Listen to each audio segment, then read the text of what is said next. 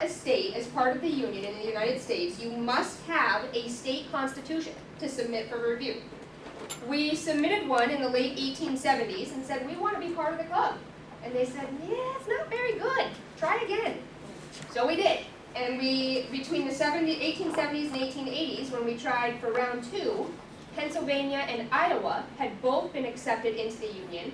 And we saw that their constitution worked, so we just kind of copy and pasted. So plagiarism is not new.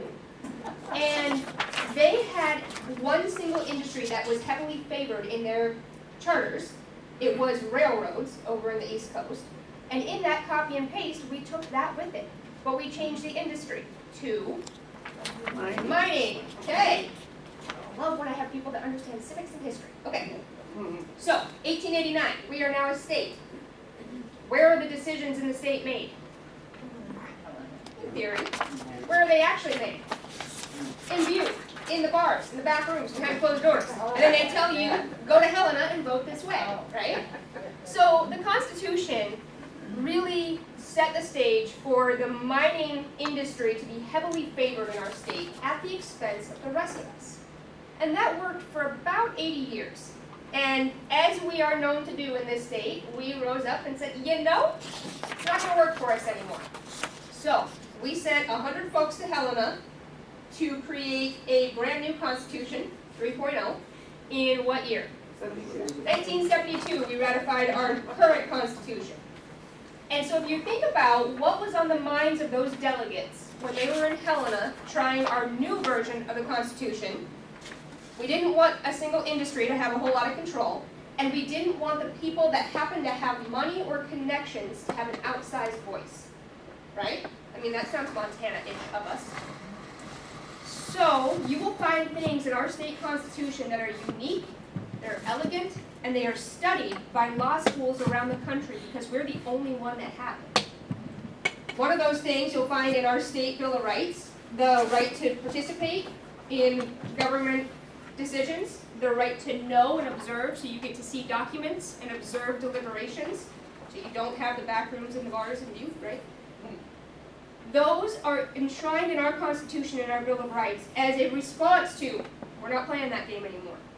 The other thing that's in there that is unique is this constitutional mandate that the local governments, meaning the cities and the counties, once every 10 years, must ask their citizens, should we take a look at the structure of government?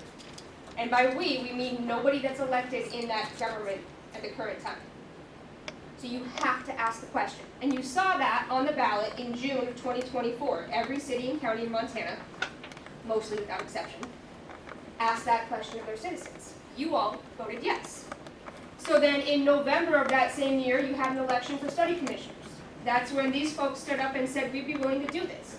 Or, if you didn't have enough people volunteer, then the city, in this case, had to fill those seats by appointment. So that's how we got to where we are. Everybody tracking? I think this is a fantastic process because we have the opportunity as citizens to say, this current structure that we're operating under, we get to decide if that works for us or not. So we are deliberately putting that power, that question and decision-making authority in the hands of the people, not the hands of some CEO or somebody who has money and connections, right? I just think that's great. Now comes the challenging part. What is the voter review and what does it cover? We spend all of our time at the center in local government governance, and it takes me about 4 hours to explain it in detail. These poor folks who were elected or appointed to the commission are charged with the duty to explain it to you when you're walking down the street. Almost impossible, right? So I want to spend a little bit of time talking about what is and is not in the scope of the voter review. But to do that, I need to kind of know where your head's at. So, I want to know what brought you here, what you think this group of gentlemen should be studying, and what your concerns are for your community. We'll make a big list, and then I'll tell you what can and cannot be addressed through the voter review process. Sound good? Okay, so, topics. Who's my brave soul that's going to go first? I'll go first. Woo! Larry wanted me to come. That's why I'm here. Yes, ma'am. Okay, tell me about it. What's your concern? Well, he and I are in Rotary Club together. Oh, so is it Larry that's the concern? Is that what I'm hearing? No. All right. No, he's a good guy, and he wanted me to come and be active in this whole thing. Be so active. That's why I'm here. So tell me, what question would you like these folks to look at? I have a concerning voting. Voting? So Yeah. tell me more. Well, I'd like to know how are we training more people to help with the elections? Because it seems like every time I go into vote, they're getting older and older. You're not wrong. So how are we keeping up on the training? And I know that the trainings are offered, but I just want to know how we're doing in that. Okay, perfect. That's a great example. Thank you. Yes, ma'am. City Manager Powers, a questions about whether he's exceeding it or whether there should be more restrictions on him. Okay. Perfect. Someone over here. Yes, sir? Voting process for the city government Tell me more. is only given to people who physically live in the city. Ooh, okay. Those So, of us who pay a lot of taxes in the city, yep. have businesses in the city, do not have a say in the government. Yes. Okay. So eligibility to vote in city. Okay. Got it? Yes, sir. Larry asked me to be here too. Did you plan everybody or what's going on? It's a workout, buddy. Depends on what the questions are. No, seriously. I want, as a voter, as a citizen, I want the ability to fire an elected official. Okay. And that would be not voting for him or her. Okay, so are we firing them by not re-electing them or Correct. firing them by Well, anyone who's running our city, Uh-huh. I'd like, as a citizen, as a taxpayer, I'd like to be able to have a say in who the individual is running the city. Okay. So hire him by voting for her, Yep. or fire him by not voting for him. Okay, so are you thinking specifically the executive branch? So that would be manager versus mayor? Yeah, yes, executive. Yeah, okay, branch. because you're already electing your commissioner. Correct, Yeah, correct. okay. But it would be the executive branch. Okay. I'm gonna put hire or elect exec. Okay. Perfect. Saw another one. Yeah. I'd like to know the options and the pros and cons of the different options, Options for what? how to run the city. Oh, okay.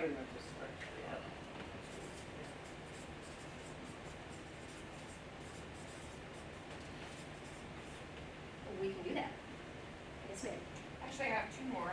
Yeah, go for it. One is how city commissioner meetings are conducted. There's nothing that says that they go by the Rogers Rules of Order or anything that, I didn't see that in the charter anywhere as to what rules they're supposed to follow during the meeting.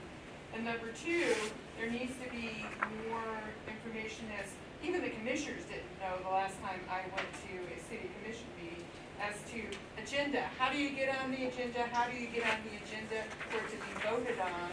And some of the city employees don't even understand that because they gave wrong information. So something on the website needs to be clearer on how the public can address the issues other than showing up or calling in electronically. Sure. And who knows how it's going to be met with by the commission. Sure. Okay, great. Thank you. What else? Yes, sir. Maybe how to amend a city manager contract, or how to amend disciplinary actions. For example, walking out on meetings when they don't like hearing what they're hearing. Okay.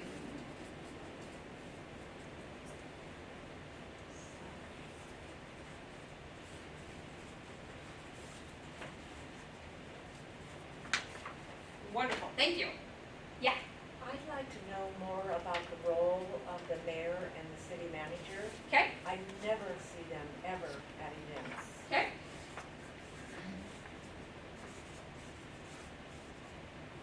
Mayor?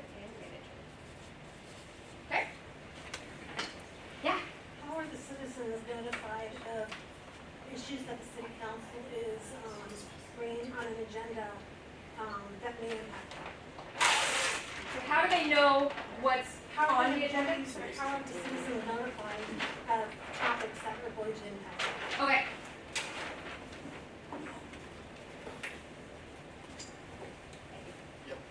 I'm not gonna be responsible for breaking it.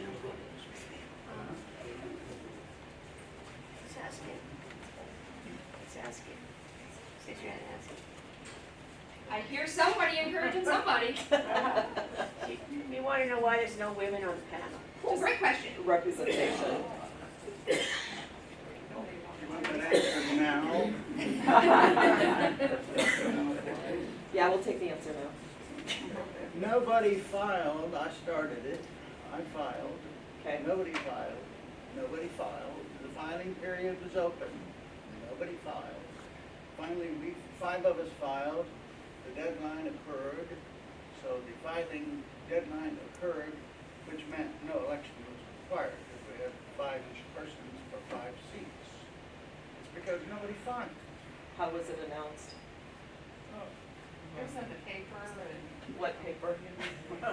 How do, I mean, the question becomes how, other than printed paper, what are the avenues of communicating in the digital It age? was on the website too. Was it on the city website? It would have been publicized as any election openings are by the clerk, by the election All right, authority. fair enough. And I think these are great questions, and we'll go through and talk about what's in and out of scope and where you can find more info. And if you are passionate about one of these and it doesn't fit in this scope, what your avenue is to start to address it. Yes, sir. Maybe how to preserve, let's say there's an alleged conflict of interest with the decision makers and those who benefit, and constituents of the city are really against a certain action. How can the citizens, as a strategy, maybe share some strategies how they can preserve a future sort of lawsuit or whatever, where liability is not just lost to Okay. those folks? I'm going to put preserve accountability, and then when I come back to that, will you remind me what that means?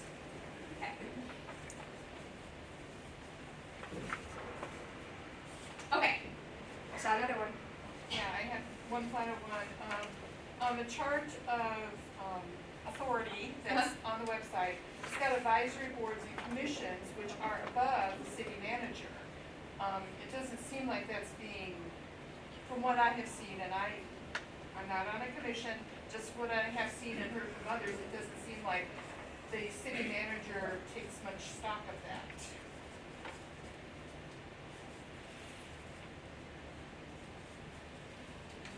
All right, thank you.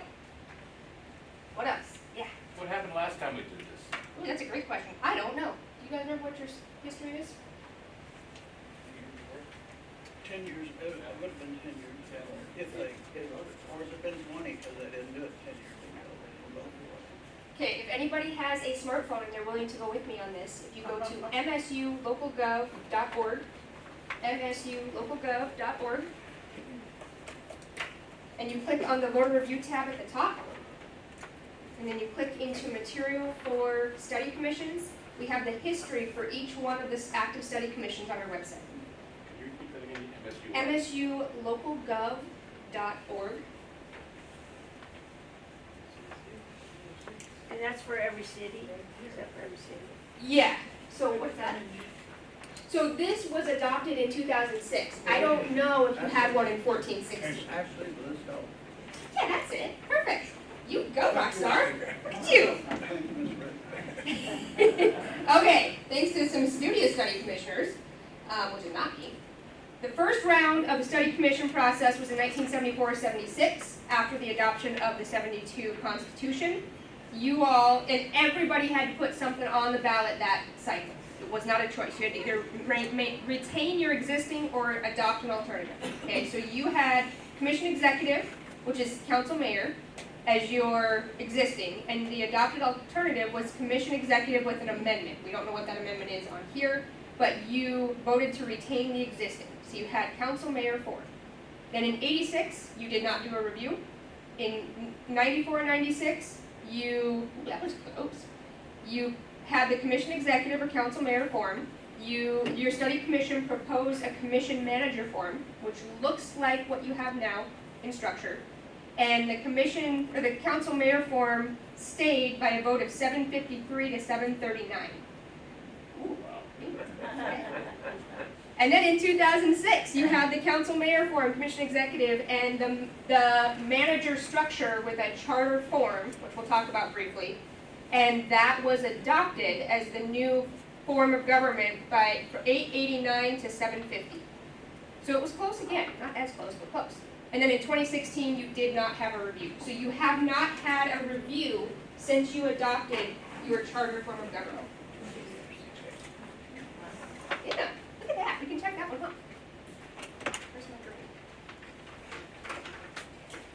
Okay.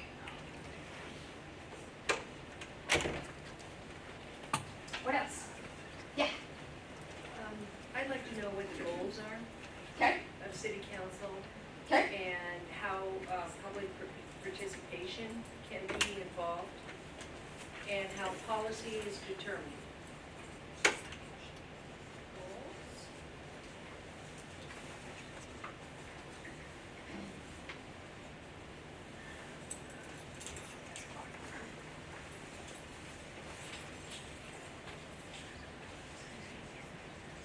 Beautiful. Okay. Will somebody take a count so I can take it back to my team because they get mad at me when I don't tell them how many people were here? I'm also supposed to take pictures, but they just know I'm not going to do that. But a count is helpful. You got, oh, thank you. Okay, gold freaking star, man. Okay, what else? That it? So like 20 minutes and we're out? Okay, one more then. Yes, okay. So what's the end game? So you tell us all the stuff that's going on, and as citizens, what do we do next? Yeah, good question. And my very frustrating non-legal legal answer is it depends on what you want. It's like the Cheshire Cat in Alice in Wonderland. Which road should you take? Well, I don't know where I want to go. Then it doesn't matter. So you all need to know what you want first. Yes? We're a commission, not a council. Sorry, yes, same thing, interchangeable. They have the same legal definition. Yeah, but we'll continue to There's remind two you. different forms. No. There's a commission form, and then there's a mayor council or manager council, but a council and a commission under that are the same thing. Our charter says we can call you either. Okay, you can call me anything. You gotta know that by now. All right, anything else? Okay, I am gonna cruise through a lot of these because we could be here truly for like a day and a half to talk about all of this in depth. But I wanna give you a sense of what the sidebars are that are placed on this body for what they can and can't do, okay? So let's start at the top. Election staff and, oh, by the way, if you would like a copy of this, I don't have any more with me, but we can send them out. I also know the study commission has access to them. This is what we call our red light, green light page. So it's what's in and out of the scope of the study commission.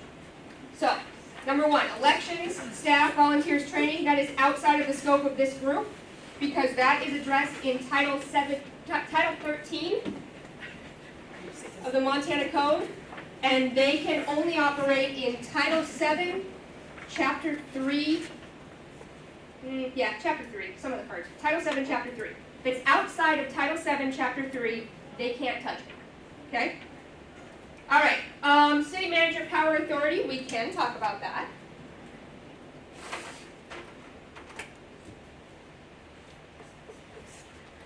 Eligibility to vote in the city, out, because that is defined by statute, you can't change it. So, I have a house in Belgrade, I do not live in Belgrade. Do I get to vote in Belgrade? No, because people vote, property doesn't, okay? It is frustrating as heck, because you are impacted by what's going on in town, even if you live on this side of the street, and town starts here. What your remedy, your course of action would be to be annexed in to the property where you reside, or to reside in town. I know, it's not helpful, I know. But the answer to change that is to have a legislative fix, which means you talk to your local representative or senator about changing it in statute, okay? Hire or elect the executive, that is in. Structure options. I do have a few copies of this. So I live out of my car most of the time because this is my 7th presentation in 5 cities in 9 days. So, I don't know what's in my car. So I just kind of dig around in there until I find something, but one thing that is in there that I will leave these if you are interested. Oh, and a straight copy of Good Governance, apparently. Comparisons of the alternative forms of local government. High level, you want it? High level, Just because I smiled? yeah, because you reacted, you get something, yeah. I am not above bribery, because I'm not an elected official. Okay. So I will do it, they can't. Okay, Is that on your website? so there's a lot of, short answer, I don't Is that the only know. one that you have? No, I have a stack of them here. Want one? Are they the same thing? Yeah, they're mostly the same thing, okay. Oh, grab two. Sure, that'd be great.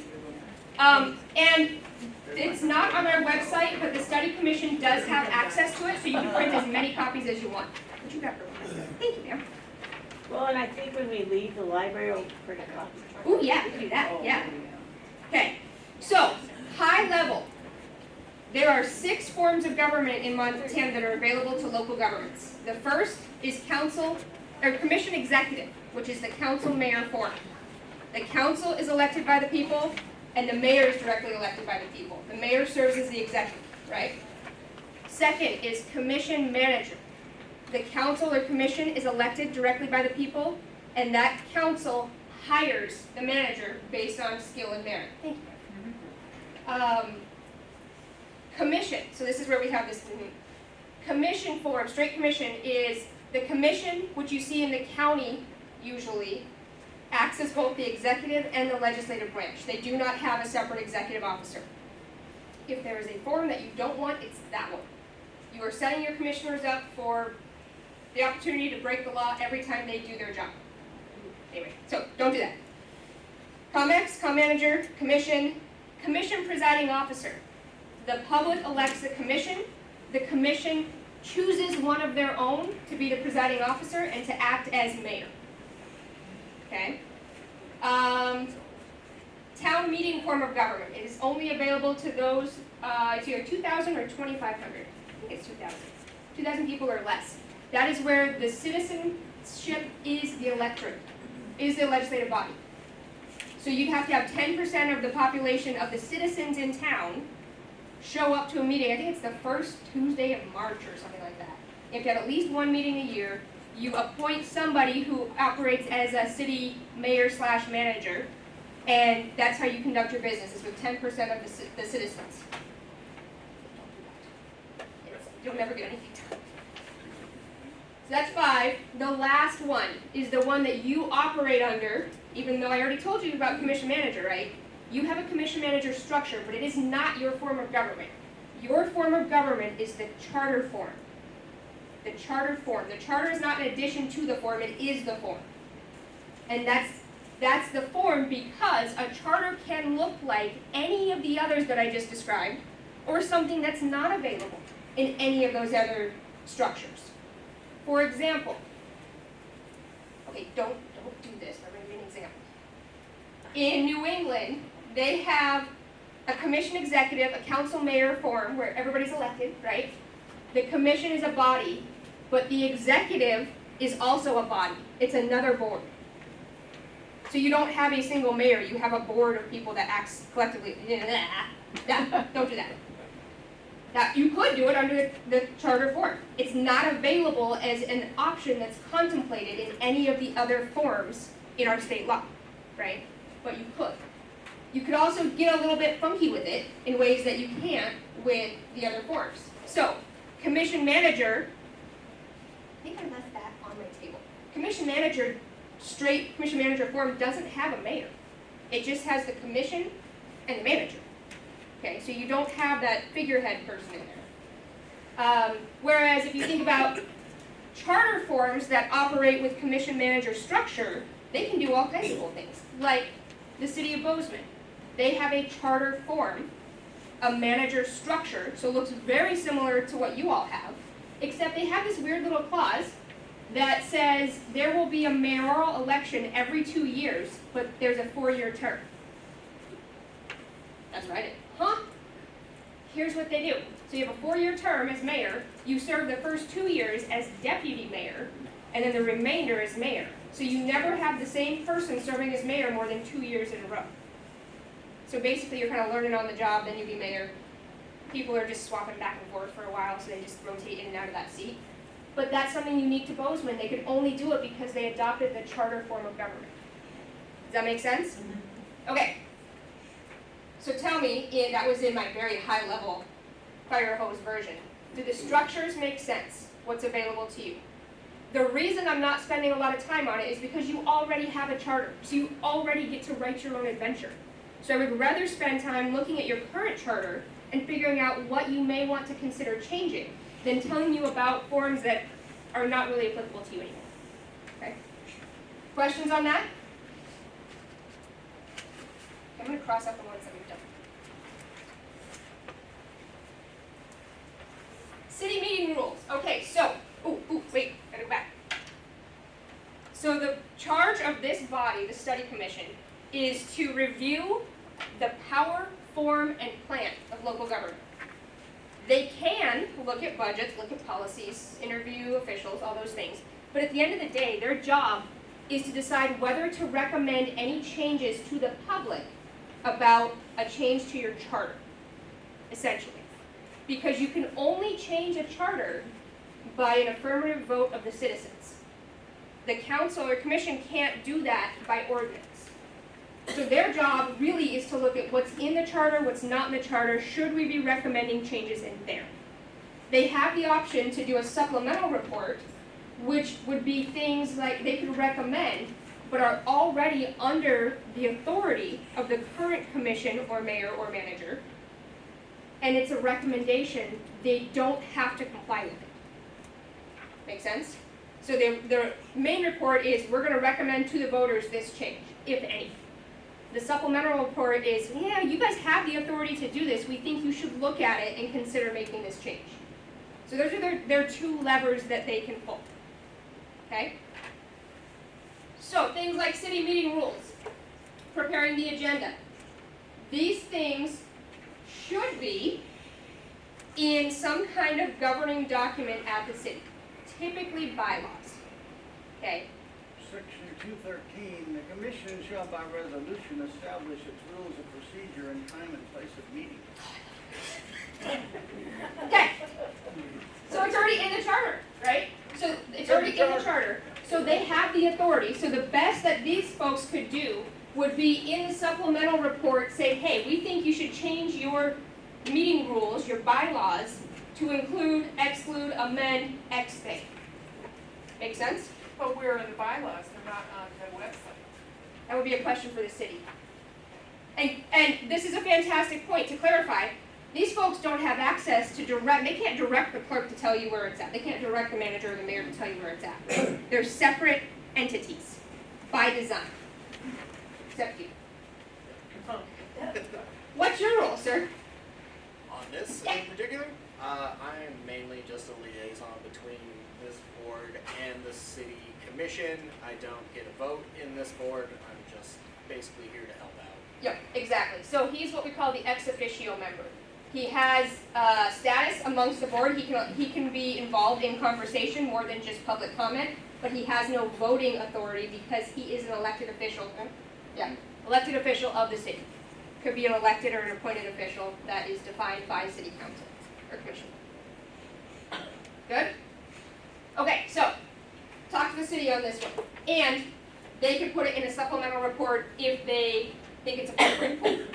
That's what I want to do. I'm going to make a list of all the things you think this group should study that are possibilities that's within their scope. And at the end, I'm going to give everybody some sticky dots, and I'm going to have you vote. Yes, sir. So, who, is that Mr. City, Mrs. City? Who's city?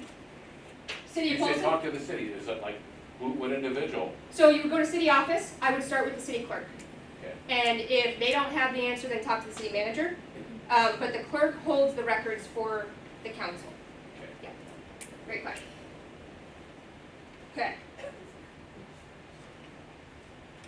So I'm going to put an S and an M for supplemental and main.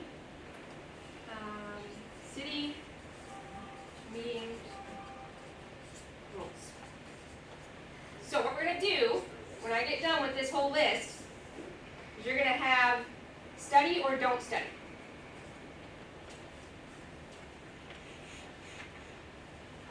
And I'm putting the S and the M because I would encourage this group to focus primarily on things that go in the main report, that would be a question that would have to go out to the voters.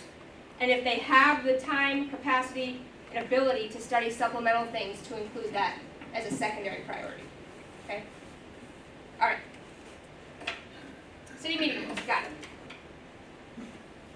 Preparing the agenda. Right now, your charter says under the executive duties that the executive is to prepare the agenda, right? I think so. Yeah, so Yes. 3.02. Perfect. But it So- doesn't say how you get on the agenda. Does not. And this is, in fact, this is a point of contention in another study commission that has got them in a split vote that's turning really ugly. It again would be something that goes on the supplemental report because it is something that can be defined by policy. Maybe not necessarily in the bylaws, I don't know if that'd be the appropriate place, but they could adopt a policy that defines how requests are considered to be put on the agenda as the manager is creating the agenda. Typically the manager and the clerk. Yeah, who does that? Does the city manager make that decision or the city commission? And that's what I'm saying, is if that's not defined, then the commission could create a policy that does define it. And that would be something, if they find that that's something they should recommend, would go in the supplemental, because it already is something under the authority of the existing commission. So, supplemental, agenda, rep, procedures. All right. Make sense? Okay. How to amend the manager's contract or disciplinary actions if they are not followed. The manager is the only person that the commission directly supervises. So they are responsible for evaluating his or her performance each year and deciding whether or not they have met the duties as described in the contract. So it's another one of those things that is supplemental.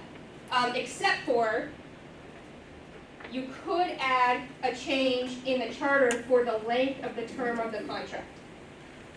Right now, I think it's 2 years? 2 years.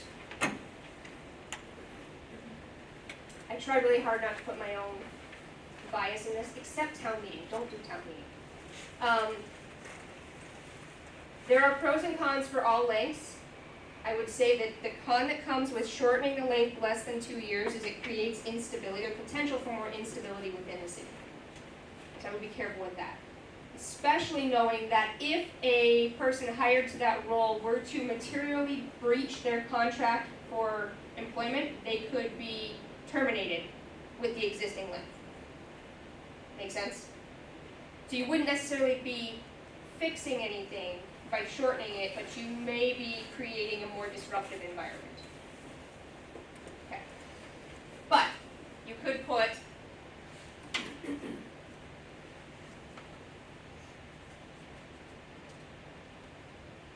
manager contract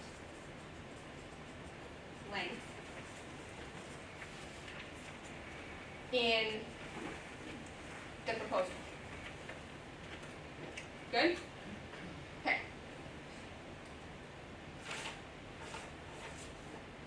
The role of the mayor and the manager. Right now, what does it say? Where is it? Right here. Right here. You got this. 209. 209. Bam.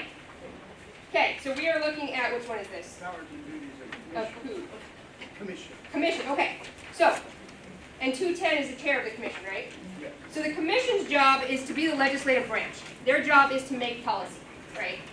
The chair of the commission, their job is to facilitate the meetings to make those policy decisions. Okay, so we're tracking. Commission, chair of the commission. Who is the chair of the commission? The mayor. And in this case, this is one of those decision points. The chairman and presiding officer of the commission shall be the mayor, who shall vote as other commission members and shall not have veto authority. Okay? So that means that they are there to facilitate the meeting, but they are clearly part of the legislative body with no extra executive authority. You could change that if you wanted to. You could give them veto power, subject to majority or 2/3 override, or you can leave it as it is.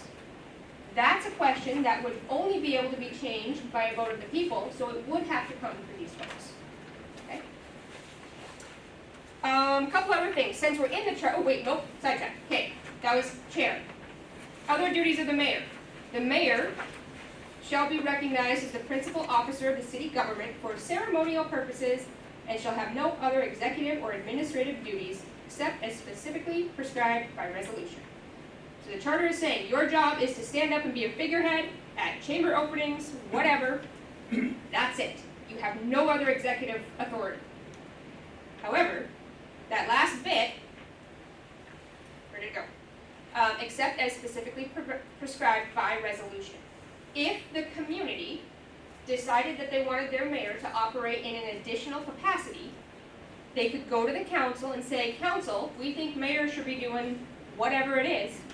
Council can write a resolution to say, mayor, you're going to do whatever it is, and now they are obligated to do it. That can happen without changing the charter. I am a fan of less is more for a charter. I like when you have the flexibility to do things by policy, either by resolution or ordinance, because as the community's needs change, you don't have to wait for another voter review or a citizen participation petition to change it. Okay? So, adding mayoral responsibilities, that would be a supplemental.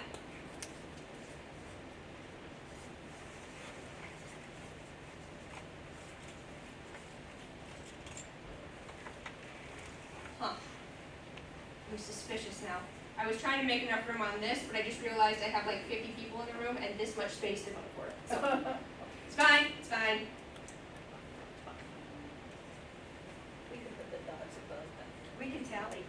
Well, we'll put some lines in here and you can just go for it. Yeah, we can tell. We can do math. Believe in us. Okay. Okay, so that's what it says about the mayor. Where did it go? There it is. The manager. Much more prescriptive. That is found in 3.02. Yeah. City manager shall. There is a list of 14 duties. These duties mostly just came right out of statute, out of the commission manager form of government.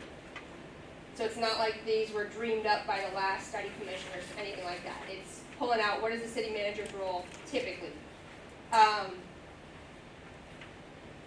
So you see number 6 says prepare the commission agenda. Number 11 says they are to attend commission meetings and may take part in discussion, but may not vote. Statute is funky with their mays and shalls. May means you can, shall means you must. Okay, so may. The one thing that is defined in here that is a sub-option choice under the other forms of government is number 13. Appoint, suspend, and remove all employees of the city except as otherwise provided by law, ordinance, or this charter. Under the commission manager form and the commission executive form, which I accidentally have in here, it's not the one I wanted.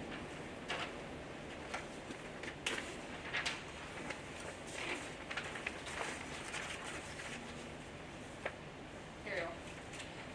Typically, the sub-options are that executive can appoint and remove all employees with no consent of the council, appoint and remove all employees only with consent of the council. So when you hear people talk about strong mayor and weak mayor, that's not really a thing defined, at least not weak mayor. Anyway, it's more about which of these sub-options are chosen throughout the plan of government. Okay, so do you want them to have the authority to appoint and remove everybody without ever talking to the commission? Do that with nobody, they have to talk to the commission for everybody, or the middle ground is typically they can appoint and remove everybody except the department heads. They have to have consent of the commission to appoint them. Then there's a fourth option where they also have to have consent of the commission to remove them. I do not like when these things get muddled, when you start mixing commission and manager responsibilities in that way, because I'm going to use that. The right markers.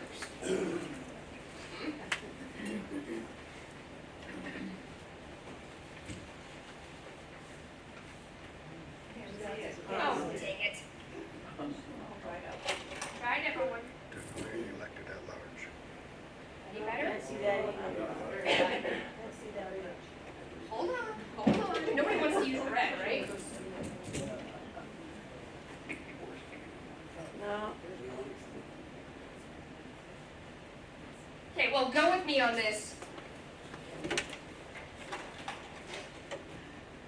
That one's not bad.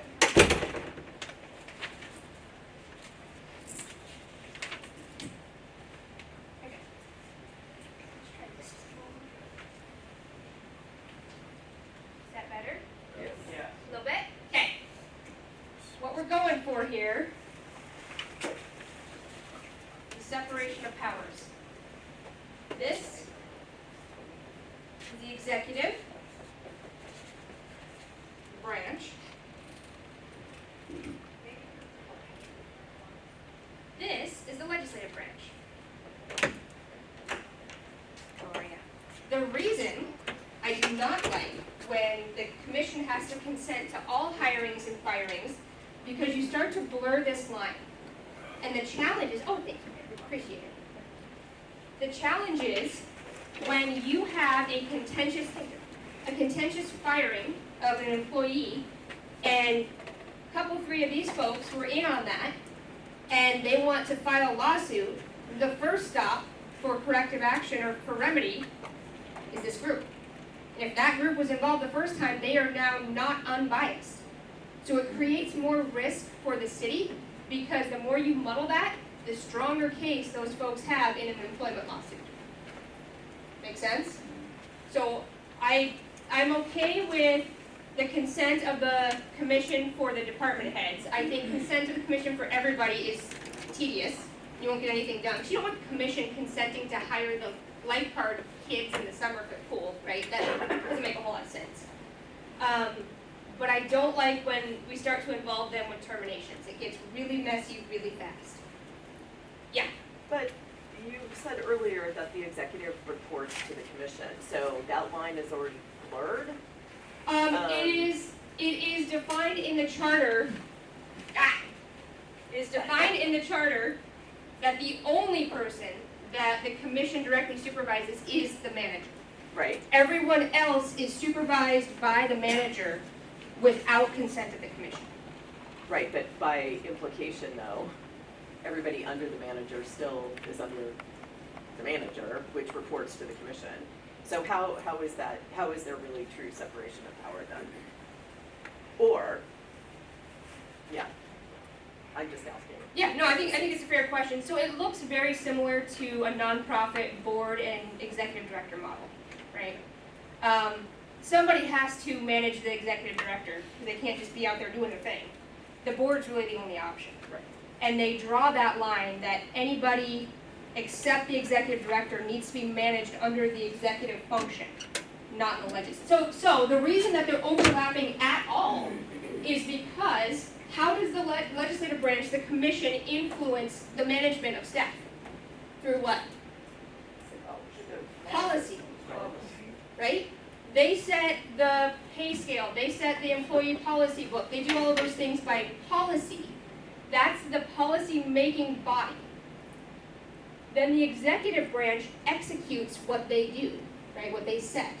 So if you have this person executing what's done over here, and then these folks start kind of coming in here, it gets ugly. And what that looks like then is a single commissioner going to the Parks Department and saying, hey, you should mow this lawn 3 times a week, not 2 times a week. Our charter says you can't even talk to employees. Yes, yeah, Elected. yeah, you shouldn't. And, I mean, you have rights as a citizen, right, as a private citizen.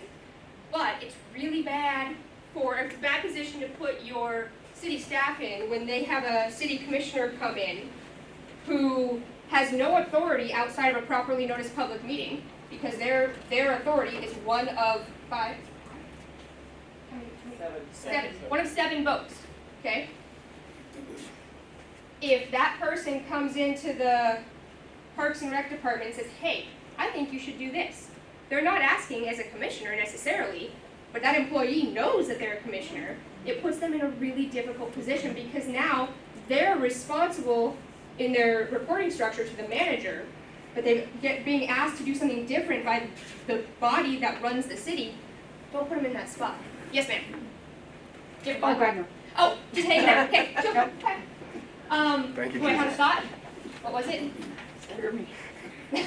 Sorry. I don't know. It'll come back. It's fine. Coming out of there.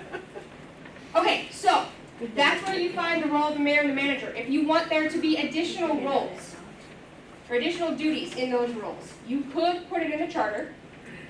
I would hesitate to do that because then to change it, you'd have to change the charter again. There was a community in, I'll tell you, I think it was 2006 cycle. And we don't like to name names when people do things that are not good, but it was Darby.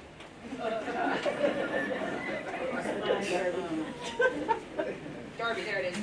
So, let me tell you a story. 1996, the 94-96 cycle. Yeah. So in the 90s, Darby had a mayor that was going a little bit rogue, being a little bit disruptive. And people were getting really frustrated with how they were reacting and responding, kind of tearing the town apart in many ways. And the response just happened to coincide with the study commission cycle. So they voted for the study commission, and what we tell people, the voter review process is not a time to recall people, to take people out of office. That's not what it's there for. That exists in a different part of the statute, right? That's not what the study commission process is for. It's not about people, it's about structure. That message got lost in Darby, and they created a structure of government that was specifically in response to this single personality. They stripped the mayor of basically all duties. I don't know why they still have a mayor position. They're elected every 2 years. They are not the chair of the commission. They don't have veto power. Like, I don't know what they do.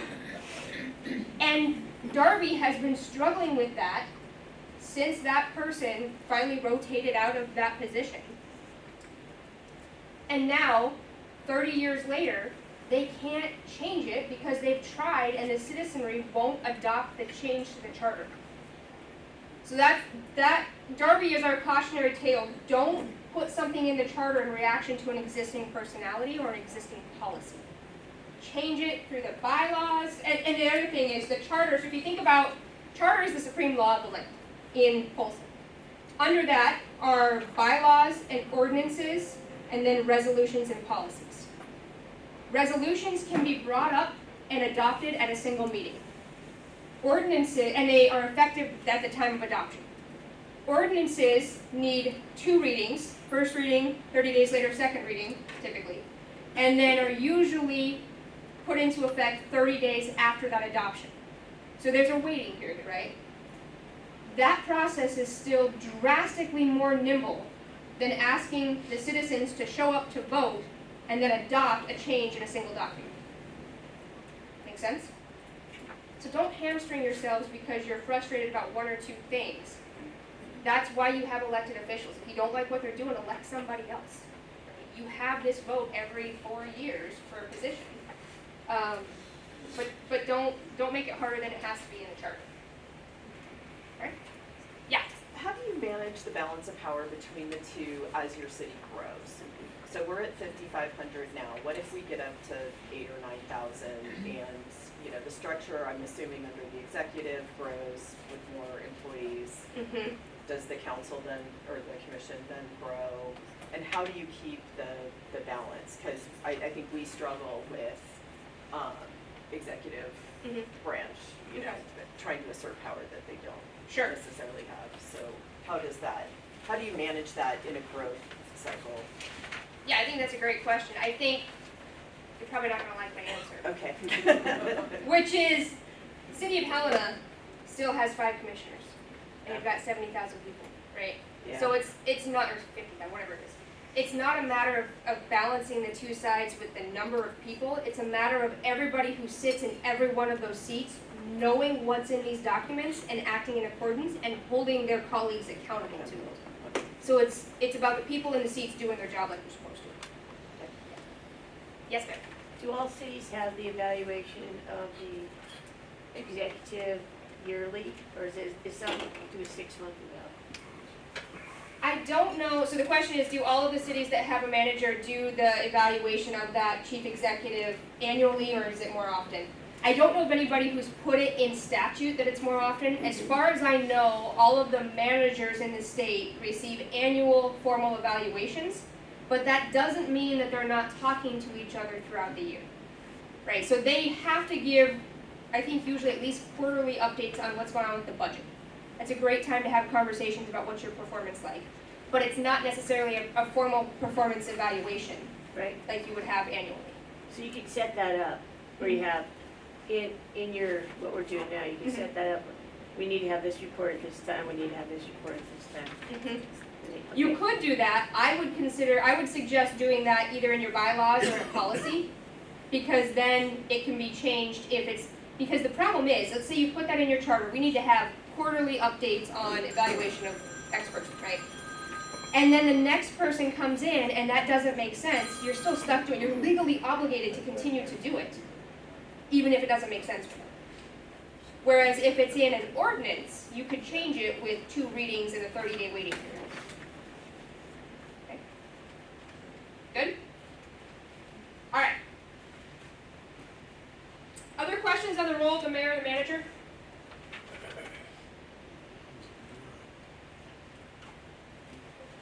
Look at Blackstone. Oh, good job. Nice. So again, I'm going to put same, but for the manager, in the supplemental, because I'm going to encourage you to put it in a policy and not in the charter. Don't be Darby. Okay. Poor Darby. All right, let's go back up here. So we can't deal with this. We can't deal with this. So again, the mayor's power and authority is defined in that document, unless there's some additional policies that I haven't seen, which is very possible. But the way that you manage the executive's power to make sure, because the thing is, the things that exist inside of these 2 circles have to exist somewhere, right? So if this circle's getting bigger, this circle's getting smaller, or vice versa. But the way that you manage the balance of those 2 those 2 branches is through enacting and holding people accountable to the policies that exist.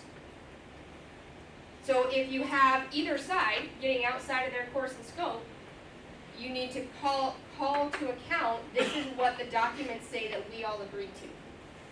And if you're not following that, then that's a public initiative process, right? You go to the meetings, you tell them that this is going on and it doesn't look like this is consistent with what's in the documents. Make sense? Okay. So a lot of this is a lot less formal than putting it into some, every 10-year we open this thing up piece of paper. Hire or elect the executive. So, I see this one a lot with communities your size. There's hesitance to relinquish direct control or say over who sits in that executive seat, right? So in mayor commission form, the public directly elects the commission and they directly elect the mayor. In the manager form, the public directly elects the commission hires the manager based on merit. So how does the public influence who's hired based on merit? By voting for the commissioners. That's your say, right? Now here's why I would say it may not be a great idea for you all to revert back to an elected mayor. Do you have a hospital here? Is it? We have an elected mayor. Sorry, as the chief executive. Thank you. Yes, you're right. Yes. So why you would not want to have the elected mayor be the chief executive versus part of the legislative branch? Is your hospital a nonprofit? Yes. Okay. And So, the executive director of the hospital was the elected mayor. ooh, fancy. Yeah. I mean, That's a good person. yeah. Okay. Would you be okay with the hospital board having to work with a hospital executive who was elected by the people? Do you want the hospital executive to be elected by a popularity contest? No. Why? You are one election away from complete chaos, right? The value that the manager structure brings is that that person that is responsible for a multi-million-dollar organization is hired based on their skill, their ability, their experience, and can be removed if they do not meet the requirements. If you hire a mayor and they're not doing their job and they're just tanking everything, what's the remedy? Or if you elect a mayor, sorry. What should recall? You vote them out or you recall. Both are either a long wait or a high bar. Recall is an incredibly high bar to meet. So while it may feel less direct in your input, you can actually be more responsive with the executive if you have a manager. Because if things go sideways, you can terminate the contract. We just saw this happen in another big city in Montana. If it would have been an elected position, that person would have stayed in that position for the end of the term. Okay. Questions or thoughts on that? So, but the commissioner, our commissioner, Mhm. her term is 2 years. Mhm. So if we don't like the decision she makes, oh, 4. Oh, sorry, Lisa. Wasn't trying to get rid of you. Honestly, I was like, damn, that's a short Sorry. cut. But, so if we have an issue with the manager, we have to wait 4 years to resolve that. Or you go talk to your sitting elected official and say, hey, this is a problem, you need to do your job, right? But you do have a route to influence that, it's just not through an election, like directly through an election. On the whole, I would say the risks and the benefits for a large organization, which at this point you kind of are, ebb in favor of having a manager structure. Right now, Butte Silver Bow is a consolidated city-county government, so all of Butte is led by an elected CEO. Now, JP knows what he's doing, but if he ever loses his election or decides he's done, who do they get? It's whoever's, and the last time they did it, they had, I think he was 18 or 20-year-old, something like that, ran for election as his challenger. I mean, not that age is a disqualifier, but does that person have the experience to run an organization the size of Butte Silver Bow? If he gets elected, then you don't really have a choice. So, yeah. All right, good on that? Oh, you were good.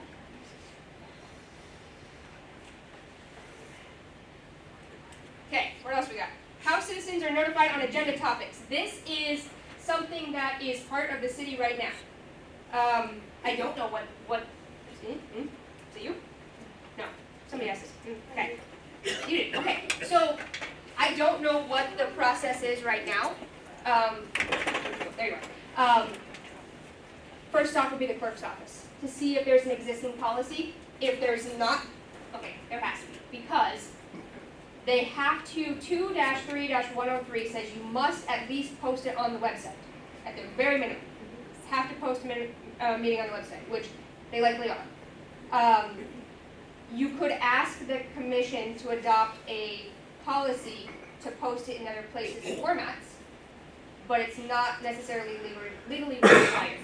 So if your current notification process is not meeting the needs of the citizen, go have a conversation at the commission meeting. That's absolutely more than appropriate for you as citizens to say, hey, this doesn't quite make sense, right?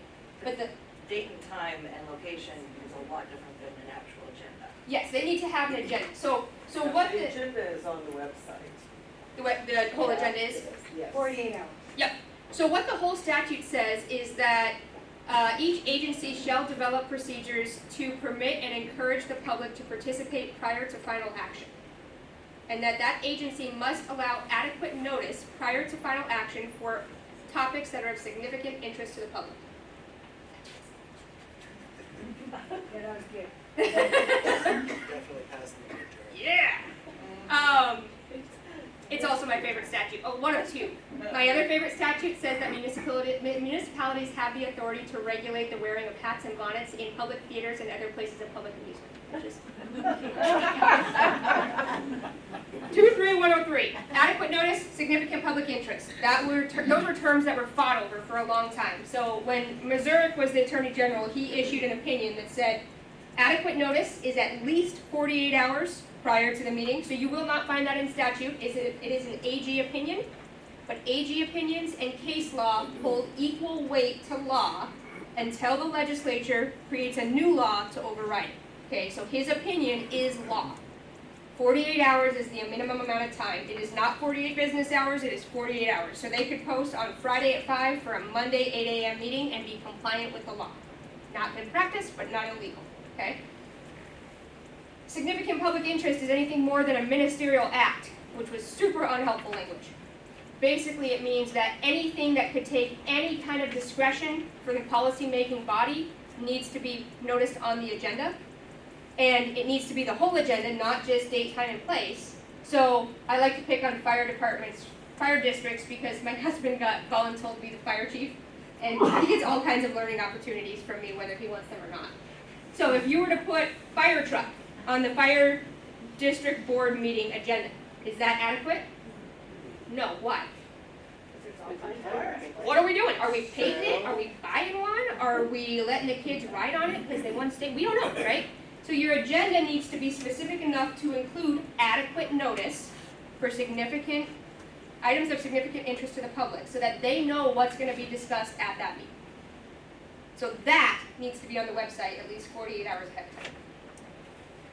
Now, public hearings are different, which is what we're going to do here in just a minute. Public hearings are found for a municipality in 7/1/41/27. The law changed as of yesterday.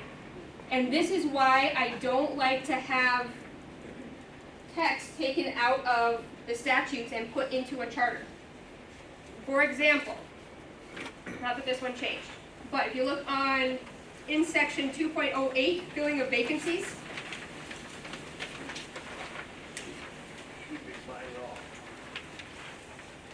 I like by law better. So if you look at 2.06, that one says it's prescribed by law, right? So whatever counts as a vacancy in statute, we put in here. You could say whatever is prescribed by law, and if you want to add other things. But, so let's just take this as an example. 2.08, the filling of vacancies, says that the position shall be considered open and subject to nomination at the next general municipal election, except that the term of office shall be limited to the unexpired term, Pending such election, the commission shall appoint within 30 days of the vacancy for replacement by affirmative vote. That language that's in there was pulled directly out of statute, which is fine. But if the language in statute changes, now you got to change your charter, which is a big lift, right? And you can set bars that are higher than state law, but you can't give yourself permission to break state law. What I mean by that is you couldn't set in your charter that we're going to do 24-hour meeting notice. You could do 72 hours. It's more than a state law, but you can't do less, right?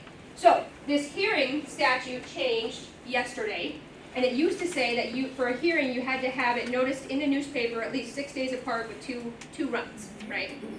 It now says, depending on it, it's either 15 days or 30 days, depending on the type of hearing. So if you had that language in your charter, it could now be illegal. Make sense? So stick with, if you're going to have it exactly the same as law, just say it's as prescribed by law. It's good to know for our next hearing. Yeah.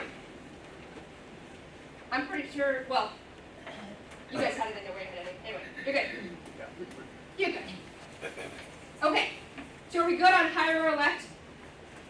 Do you want me to put it in here? Do you want to have them look at it? No. Yes, no?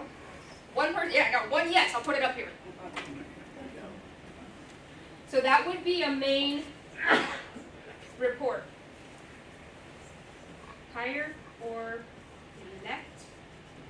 Zach. So city manager. Yes. Just to be clear. Manager or mayor?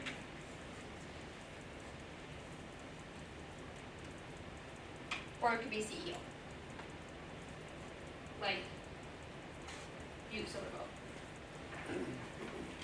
Okay. Oh, no. Somebody hot. Okay, got that one. What's that? Seriously, I know. I leave these all over the state. I've had people mail them back to me. I know, it's very nice of them. Okay, so are we feeling good about this is something that is done by policy?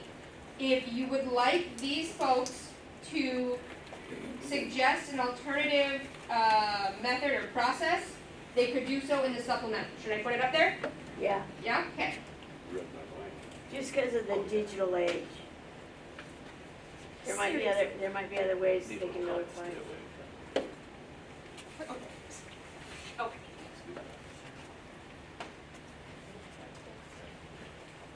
I'm gonna put meeting notice process. Okay, so that's supplemental. All right.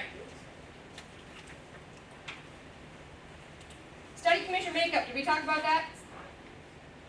The reason that there are 5 white gentlemen up here, plus the ex officio, is because nobody else filed. We got the same flack when we put up the voter review page and we had a picture from the last time we did the training in 2014 and all of the panelists were white men. And somebody immediately emailed us and said you need to make that more representative, and we're like, that's all that was on the study committee, right? Not intentional, that's just how it played out. So, get involved, file for an office, I would love to see you do that. Also, I had somebody tell me to run for the legislature the other day. I was like, no. I know way too much about it now. I could never. So bless those that do. All right, how do we? Okay, what was? How do we preserve accountability? What's the question? Okay, so when you have a situation where there's going to be a great action that takes place. Now, let's say an annexation of land into the city. Okay. And you have a great deal of safety concerns that are brought forth. Okay. And so it would seem that the city charter, one of the main ingredients is to provide safety, to the community, better welfare, etc. And in this case, it would seem there was maybe an overriding conflict of interest or a desire to make this annexation happen. And these safety issues may come along in the future that are real. And there actually may be a great liability of extra cost to the citizens. So the question would be, how do we preserve a future action civilly against individuals when this action is taken and the conflict is made real 5-10 years down the road? The answer, I think, would be found in Title II, Chapter 2, Part 1, the State Code of Ethics, because it addresses conflict of interest, and they can be held personally responsible for decisions if they're found to not be acting in the best interest of the people of the state. It's 22104, I think, says that the holding of public office means that you have the public trust, that the public has trusted you to act in the best interest of the people of the state. If your actions depart from that impartial discharge of your duties, you can be held liable by the recourse in this part, basically. So what it would look like then is that someone was standing, which could be any citizen really, would go to all of the Code of Ethics complaints go to the county attorney of that jurisdiction, not to the city, even though it's a city thing, so I don't know why. So you would go to the county attorney and say, hey, I'm concerned about this, I'd like to file a complaint. What I don't know, and the reason why I say I think, is I don't know if there's a statute of limitations in there. But that would be the most direct area of statute that would address that specifically. Specifically about the conflict of interest thing.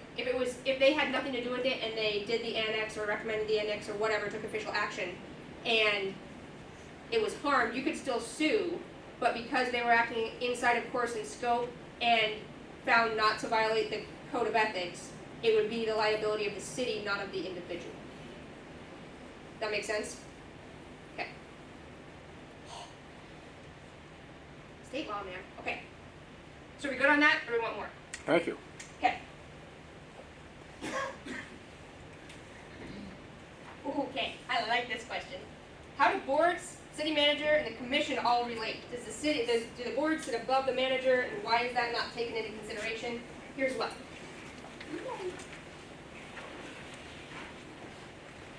So we know the manager is here, right? Where do the staff fit in this Venn diagram? Okay, so this is staff here. Where do boards fit? Into the commission. They are here 99% of the time. There's one small exception which we're not going to talk about because it's not what you're dealing with here. Boards, that does not look like middle. Dear Lord. Bards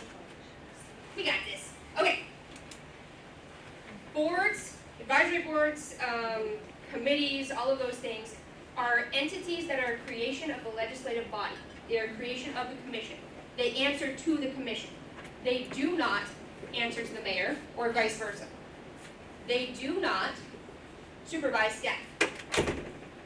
This is the only way that this structure functions. So if you have a staff liaison to the tree board can't say, hey, staff member, go cut this tree down. Tree board submits a recommendation to the commission. The commission creates a policy that would manage the maintenance of trees that would satisfy this recommendation. The executive, the manager, would ensure that that policy was enacted by directing this staff member to do the thing. That's government. Okay, so I have a question about Okay. that. So if you have a board Uh-huh. who wants to do certain changes within their area, and they want to present the changes to the commissioner, but the city manager is running interference to not get it on the agenda, what do you do then? So, Disciplinary. Just as an example. no, that happens in lots of places around the state, right? So first thing is you could define the expectations via policy. The commission could define the ways that people can request to be on the agenda besides pure manager discretion. Do that. The second is the commission could ask for and should be getting periodic updates from the committees they've created. So they need to lead that charge, to say, I want to hear from the tree board at least once or twice a year, that kind of thing. The third option is that board could delegate the authority to speak on their behalf to one of their members to go to the commission meeting and speak during public comment. Those are kind of your three main options. The last one's a little bit sassy, it gets a little feisty, but it will get the job done. Okay. Other questions on boards, the executive and legislative branch, or how the commission and all of them relate? Okay. Do not write with those. Don't touch those. City council goals, public participation, and the determining of policy. How is it determined? Who has the authority to make those decisions right now? The commission. So, first step. Go ask the commission if these things exist. Second step, if they don't exist, ask these folks to put it in the supplementary report to have them create one or more of those things. Okay. The commission should have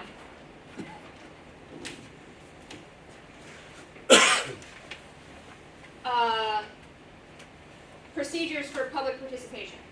They are statutorily required to have procedures for public participation. They should be able to easily tell you how policy is determined. Typically, it's through a very back and forth, months-long process of discussion and more discovery and discussion and citizen input and more discussion, staff input and more discussion, and then you finally come up with a policy. The thing about city government, all local government, is that it is a cruise ship, not a speedboat. Things move at the glacial pace at best, right? And this is somebody, I come to you with business degrees. I got an MBA because I was sure I was going to be in some boardroom somewhere, and now I teach local government officials how to not go to scale. So, yeah, welcome, yeah. I come to you as somebody who is very pro-business efficiency. Get the thing done, right? Thing is, government and business are not the same. They are fundamentally different in purpose and structure. Because what's the main goal of business? To make money. What's the purpose of government? Service. Provide service fairly while protecting your rights.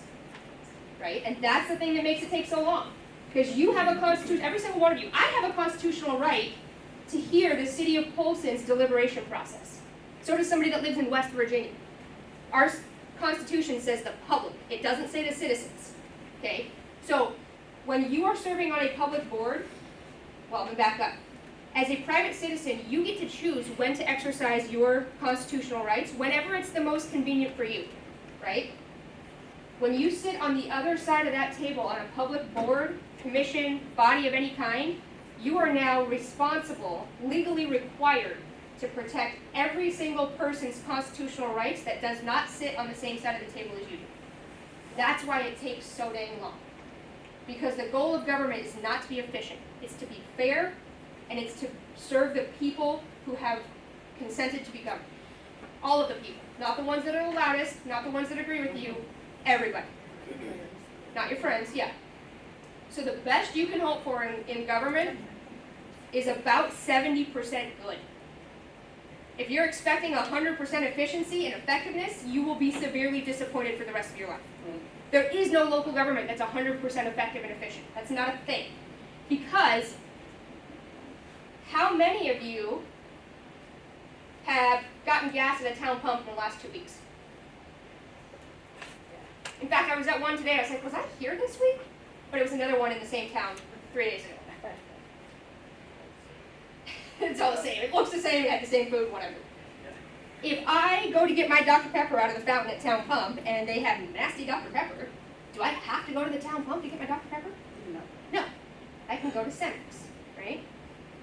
But if I don't like the way the city is plowing my streets, can I opt for a different service? No. So business, check the paper, right? You already know. Yeah, your neighbors. So business is transactional in nature. When was the last time Town Pump put a notice on their door that said, hey y'all, come and comment on our annual budget. We want to know what you think. Town Pump does not care what you think, okay? Side note, let me tell you a story. Town Pump is like a mini mafia. So, okay. It might have turned away, we don't know. So in Belgrade, there's a wide swath between, what is the crossroad? Like where Albertsons is, up to the railroad crossing in Main Street. On the west side of Jackrabbit there's maybe a quarter of a mile of undeveloped land. Town Pump owns it, okay? And City of Belgrade said, Town Pump, we are going to put in sidewalks and curbing all along the street to make it a walkable city, right? You need to put sidewalks in, you're the property owner. And Town Pump said, no. City said, no, that wasn't an option. We told you you have to. Town Pump said, we have more money and lawyers than you do, so have at it. There is still no sidewalk, no gutter, no curbing, right? I digress. Okay. Town Pump doesn't care about what you think about Town Pump. But you have a constitutional right to have your voice heard about city business, about the city budget. I'm not going to ask because I know what the numbers look like, but in your mind, think about when was the last time you went to the city budget hearing in August? Okay? That's when you make your voice heard. Where you put your money is where your priorities are. So if you don't like where the priorities of the city are, get your butt to the August meeting. And when they say, this is how we're spending our money, you say, we don't like that. Okay. Oh, we're going to do it real quick. Okay. There are two things I love to talk about when I do trainings. First is how the city of Great Falls cost their taxpayers $1 million 15 years ago because they violated the citizens' right to participate, which ended with a plainclothes detective escorting a woman out. She kicked him in the groin. She took off running. He was laying on the floor. It was a whole mess. Favorite. Okay. Second thing I like to talk about. It's great. Second thing I like to talk about is 15-10-420. Does anybody know what 15-10-420 is? What is it?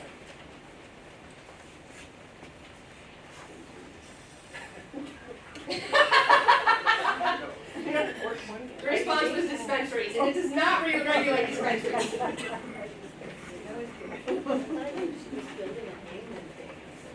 Okay, 15-10-420 is a statute in Montana law that says the local government's budgets can only increase by one half the rate of inflation averaged over the last 3 years. 1/2 the rate of inflation averaged over the last 3 years. Actually, that changed yesterday, but this has been the case for 24 years. So this was enacted in 2001 as part of the big bill, and it capped local government's ability to grow their budget to 1/2 the rate of inflation averaged over the last 3 years. What happens to your budget over time if you can only grow at 1/2 the rate of inflation? Okay, so I have a graph because I was shocked that nobody else wanted to know what the math said. So I had an economist on campus help me do the math. So without that cap, inflation has looked something like this over the last 24 years.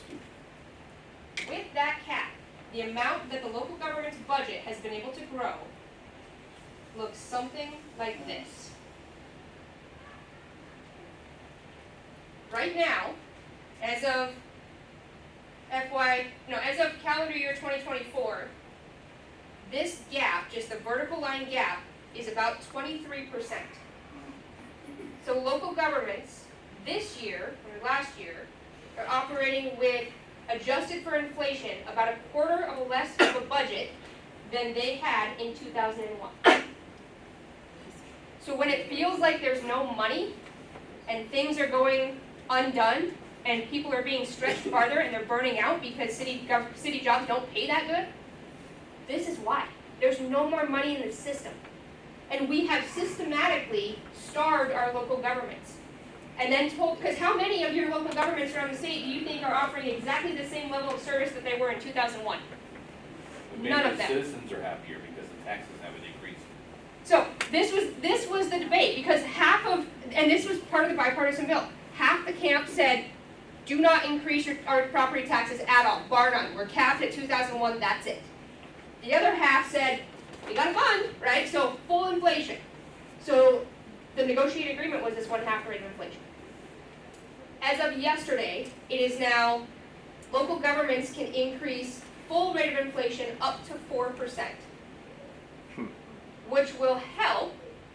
It does kind of completely screw over the high growth areas like Bozeman and Kalispell, because there was a carve out for new growth, and now that's not going to be a carve out in the same. Anyway, for everybody else, it'll help stabilize this, but it doesn't fix the wedge that already exists.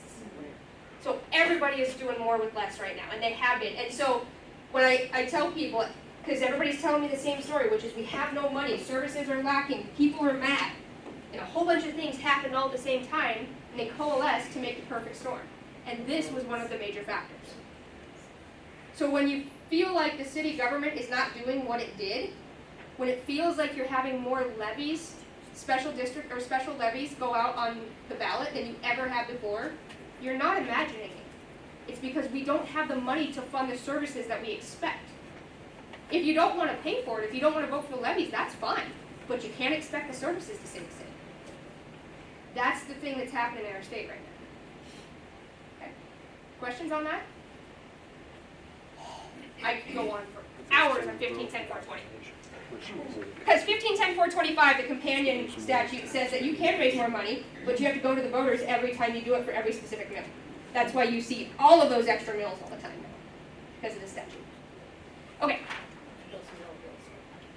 Yes, yes. They're awful, yes. Sales tax. What's that? Sales tax. Sales tax, okay. Resort Sounds like a dirty word. Resort tax. That's not a municipal government. We don't qualify. So it could be a resort tax if you qualify. You don't qualify. I will say, I've heard city and county leaders who I never thought would utter those words in favor and support are now doing it. There's things above them. Yeah. Anyway, sidetrack. Can you explain why we don't qualify for a resort tax? Because there are criteria in statute, and part of it is how much of your kind of local GDP comes from tourism, and I don't think Polson meets the percentage. I think that's probably what's going on The here. legislation changed in the last session, which made it harder to qualify, but I question. I have questions on that too, because I'm not sure if they counted all the people they should have counted. Yeah. Sure. It was a Yeah. Department of Revenue decision. I mean, the city didn't have any. No, the city doesn't have any control. It's actually a legislative criteria, right? So the legislature sets the criteria, and then the rest of us just have to live by what the criteria say. So yeah, I think there's a conversation behind. Again, this is why you have elected representatives. Go talk to them. Tell them that this is not okay. Ashley, can Yes. it be revisited? Yes, it can be revisited. Yes, absolutely. Yes. Okay. Keep me on track here. Where are we at? Okay, that's good time. So, tell me about this. City council goals. Your council should have some kind of long-term goals or plan or vision or something. Yeah. Do you have one? Yep. Yes. Haha. Okay. Good. I don't want to talk crap about cities that don't have a strategic plan. But if you don't have a strategic plan, then every decision is arbitrary. How do we feel that day? Versus if you have a strategic plan, every decision is, does it move us away from or toward the goal that we defined in our strategic plan? You got one, you're good. Okay. Public participation, they have to have procedures. If they don't, they should. If they don't, that should go in the supplemental report. And then how to determine policy, I would start with a conversation with the clerk, city manager, or the commission. If that is an unsatisfactory definition or response, then talk to these folks at the next meeting. And say we need a clearer understanding of how we determine policy at the commission level. Okay? Thoughts on that? Good? Okay. So what is the end game of the study commission? Gentlemen, do you have any thoughts? I have a thought. I always have a thought. But I want you guys to have a chance to talk first. The ending? What's the end goal? The end goal is to come up with the best we can of what we have in the charter as it is today for the beneficial of the community. Sure. So your job is to take a look at what that charter says, listen to the input from the public, and say, does this current structure best meet the needs of our community as it stands today? Or are there any changes that would make it easier to better meet the needs of the community? That's the question on the table. What if, at the end of this 2-year process, they say, we got no changes to propose? Is that a waste of time? No. The goal of the process is not to propose as many changes as possible. The goal of the process is to have a deliberate conversation, reflection in your community to decide if the structure that serves you as a group, as a community, best serves your needs, or if a change would make it better. That's the point of the process. It's the deliberation, not the outcome. Something that's kind of come up with all of us is that we don't want to put something or change something in the charter we have to live with for 10 years. After a year, we find out, whoops, and now we've got for 10 years waiting. Yeah. Yes, and there is a kind of a buyer's remorse clause, but so you could put it on the ballot to change it back, but you'd have to wait at least 3 years. And it's also a heavy lift of a process. So either way, you're kind of stuck with what you got for a long time. Yeah. So, commission, the guys that I know up there, so you're gonna give us a laundry list to choose from? You're gonna give us a set of recommendations? You're gonna, what's the output to a voter? So what we will do is we will compile all this in, but everything, interviews, everything we've completed so far, and we still have some more interviews to do. And we'll kind of look at this charter in depth, and we're gonna take it one step at a time and look at every little thing.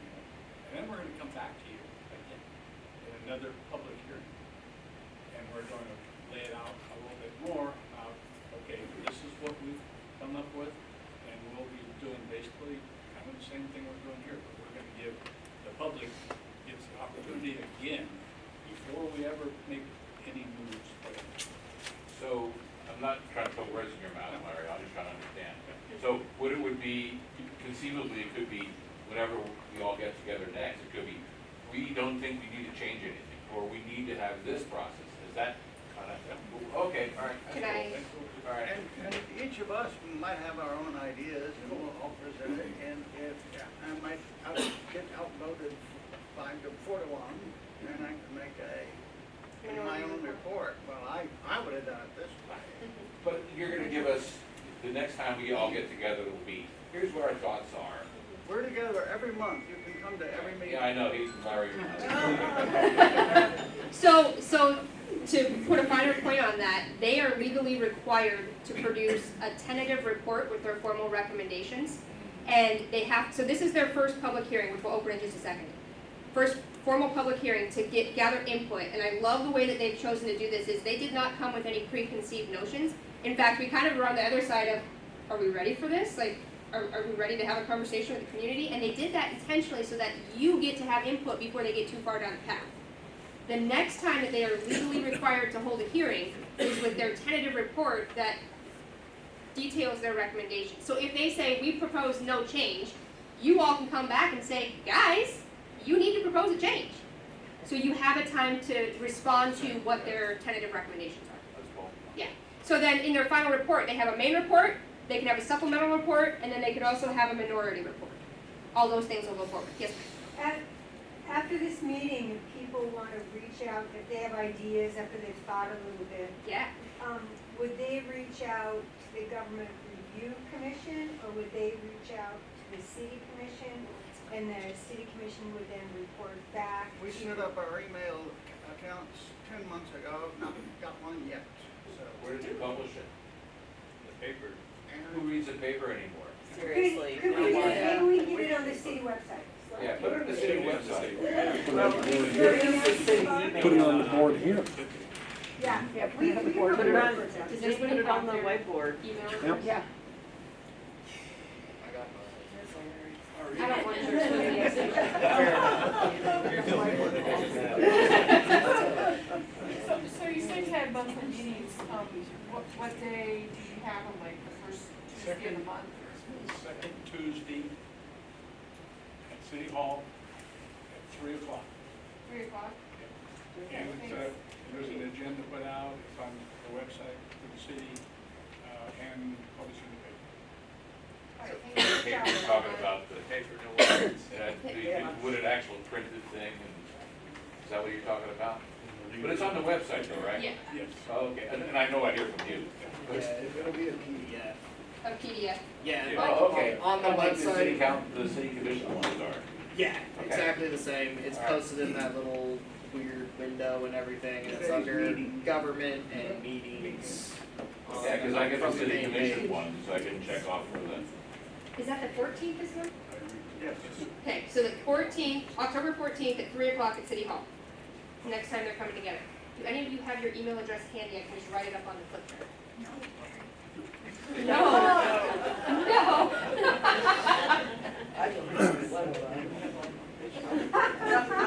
Whoever she gives me is who's gonna get all the emails. You can email me and I'll forward it. There you go. At least we send it to you.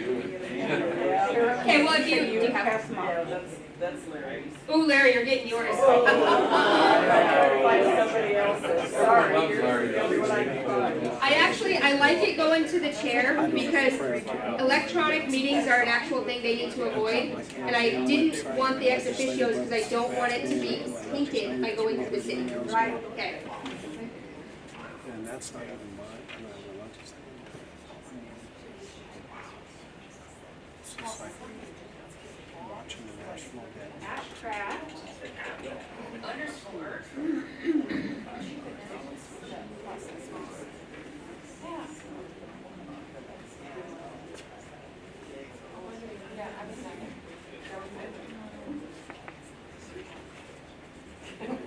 Okay. Thank you, ma'am. Okay. So are we good with end games? Yes. Okay. Here's what I want you to do. We are going to open the formal public hearing. We're going to do any public comment. Chairman will close the public hearing. We'll end the meeting, and then I'm going to have sticky dots up here. I'm going to separate these out. Anybody who wants to vote, I ask you to please vote once for each of these, no more than once for each of them, but share your thoughts. And I'll send this document with these gentlemen, and they can use it as a guiding tool. And the question is, should they spend time studying each of these? Knowing that most of them are supplemental reports, but do you want them to spend time reviewing these items? Make sense? And the M is for what? M is main, Oh, okay. S is supplemental. So main is the first priority, supplemental is secondary priority because they can't compel the commission to do this. Okay? Can All I right. just read them off just real quick? Yes, ma'am. So, supplemental city meeting rules. So what are the rules and procedures for the city meeting? Supplemental agenda prep procedures. Manager contract length could be either supplemental or main. Adding mayoral responsibilities is supplemental because I would suggest you do it by resolution. Same thing for manager. Main, should you hire or elect your executive? and then supplemental meeting notice process. So I have sticky dots, and I will give you a dot for each of these if you want it. I just ask that you only vote once for each of the options. Can I add one item? Yeah. Should the executive be the one to hire the attorney? Ooh, okay, so where's that at in the statute? Well, it's our charter. Or, yeah, sorry, charter.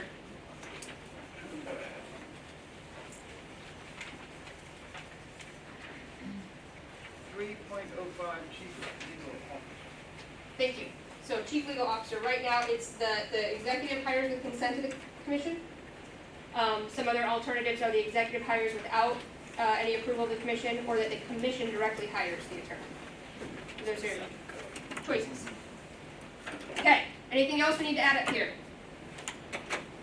All right, so we need to open and have the formal hearing. So if you want anything on record that's happening during the formal hearing process, say it in this next bit. And then we'll close the formal hearing, and then we'll close the meeting, and then I'll give you dots. Okay? All right. Okay, well now we'll open for the public hearing. And just a little background, this is part of the charge that we're supposed to do, and we have to have a certain amount, and we're on a timeline. So when we started out, there were certain things we had to put together for this 18 months. So there's notifications, there's a budget, the amount of time that we spend with the public, and then the amount of the write-ups that we have to do as far as the hearings and then things to bring back to the public. So there's a complete timeline, and we pretty much have to stay on track to complete this. Anything that's going to be finished will be done on, if we were to make any recommendations, anything that had to change with the charter or form of government would be on the ballot November 26th. Okay? So, public comment. Anybody want to have anything to say about what we're doing? Yeah, go ahead. I know some of you, many of you, I just want to thank all of you for the time that you've dedicated to this, probably the grief you're going to get at some point in advance. But conversations with a number of you, and as a citizen, I really appreciate the work that you've done. Thank you very much. So, and we appreciate that, but we really appreciate all the input and the more input and your involvement in getting other people to be more involved in the government. And Ms. Kent. Thank you, sir.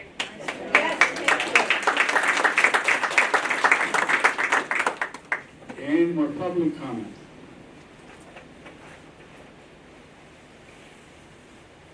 Any more public comment? And I'd also like to thank the commissioners that have come, the commissioners that are going to be commissioners, a couple here, and our mayor too. So thanks for being here.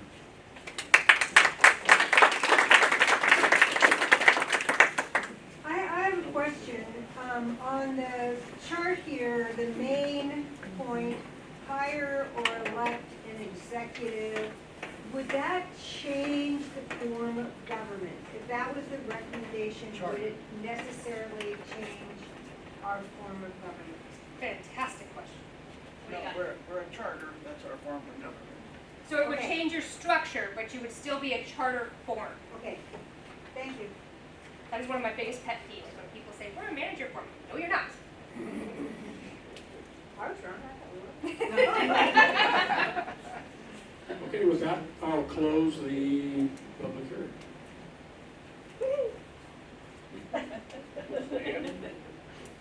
Any more?